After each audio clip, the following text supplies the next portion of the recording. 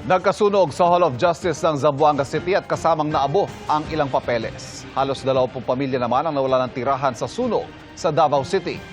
Nakatutok si Efren Mama ng GMA Regional TV. Grabing sunog ah!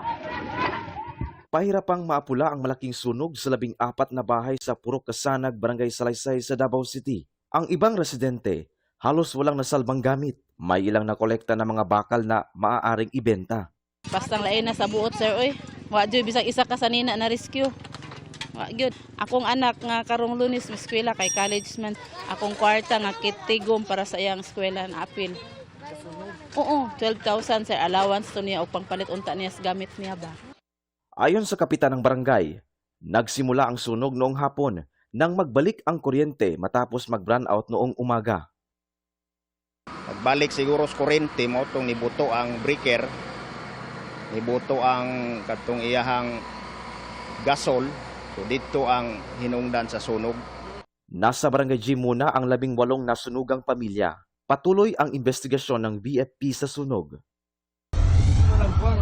Natupok ang isang abandonadong school bus sa Ipil, Zamboanga, Sibugay. Hinala ng BFP Ipil, sinunog ang bus dahil natanggal na anila ang kandado sa pinto nito.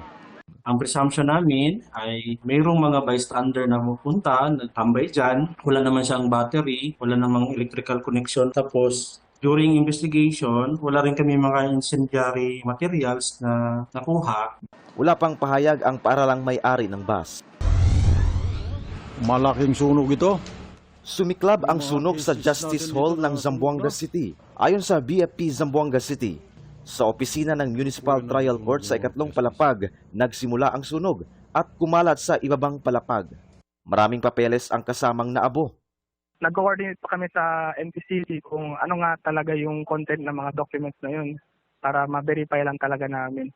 Mula sa GMA Regional TV at GMA Integrated News, Efren Mamak, nakatutok 24 oras.